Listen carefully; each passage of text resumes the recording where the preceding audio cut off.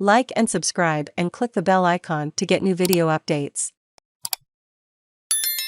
We need a bipartisan approach to Icac. April 18, 2022, 12.02 am. Save login, register or subscribe to save articles for later.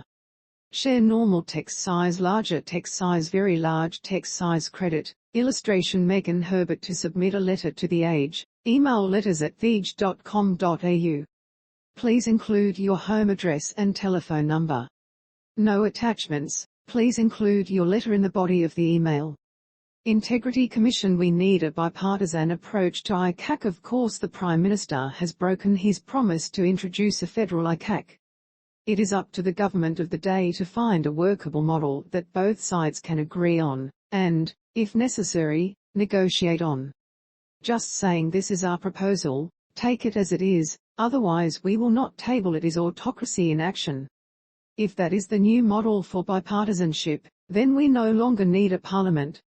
As it stands, the Icac model proposed by the government has been criticized by many, including integrity experts and lawyers, and some coalition MPs. The real reason the Prime Minister has not tabled it in Parliament is because he knows he might not get it passed by his own party, let alone Labour. It is easier to obfuscate, lie to the electorate and deflect blame onto Labour.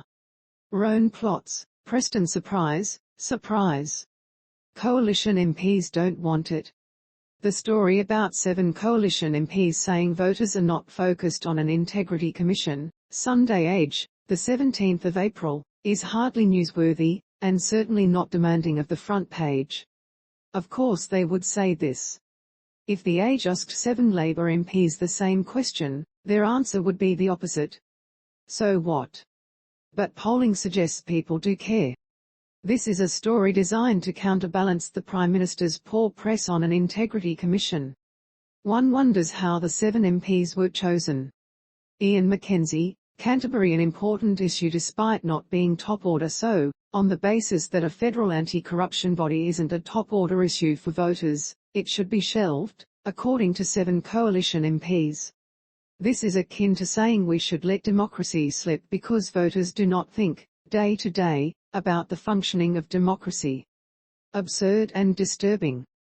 Anna Ridgway, Abbotsford. The real issues that are confronting many voters, regrettably, I must agree with the Liberal politicians that many voters do not care about an integrity body. For those who understand what it means, it is pie-in-the-sky stuff compared to the real issues they are confronting. These include the rising costs of living, obscene house prices, job insecurity and underdevelopment of infrastructure. Also, many people will downplay it as an issue because of the common view that all politicians are crooks and all politicians lie, so why do we need an anti-integrity commission? Whether this is true or not is irrelevant. It is a widely held belief that appeals to emotion rather than reason.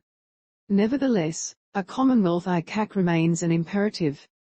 Greg Bailey, St Andrews. The risk of our money being used to buy voters. An effective federal Icac is crucial to my vote and to my future. We need one to ensure that taxpayer funds are directed to those who are most in need, rather than used as playthings by political parties prepared to entice votes at any cost. Peter Colbach, Hawthorne. We need to remove the stench from politics. I was taught that you do not break a promise. If you do, you should have a very good reason. That voters do not raise the issue of an effective Icac with politicians as a reason for not having one, is like saying I do not believe we need a responsive police force because I have not been robbed. A federal Icac that has the authority to investigate public officials and public authorities would remove some of the stench from politics. Of course, jobs, roads, infrastructure and the economy more widely are matters that are front of mind for many voters. However, corruption by those people who implement policies relating to important areas means a few, rather than the nation as a whole, benefits. Scott Morrison may wish Australia was a one-party state, but it is not, yet. Marguerite Happel, East Hawthorne. The Forum. Our right to a fair go. I am amazed that people do not care about getting a federal Icac. However, if that is the case now, perhaps they will care when they do not get the roads, Swimming pools and other infrastructure they deserve because they are in the wrong electorate, a safe seat or one that does not need pork barreling perhaps. Helen Russell, East Brighton. Protecting the gullible. Integrity is axiomatic to the foundation of a liberal democracy.